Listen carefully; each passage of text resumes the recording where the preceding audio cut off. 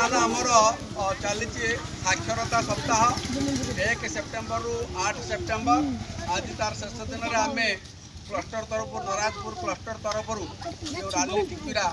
उन्नीत मध्य इंग्रेज विद्यालय छात्र छात्री मानक नहीं ग्राम परिक्रमा सहर परिक्रमा सहित राली यार मुख्य उद्देश्य एनईपी 2020 जातीय शिक्षानीति 2020 अनुसार कौन लोक जपरी निरक्षर रे ना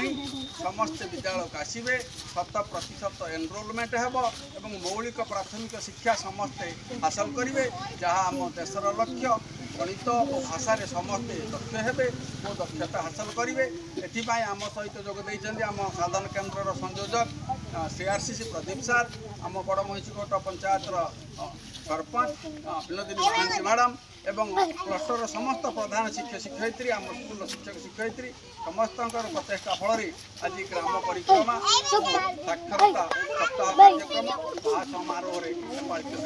जाओ ये समस्त सहयोग कर विद्यालय प्रधान शिक्षक हिसाब से समस्त अशेष धन्यवाद ज्ञापन।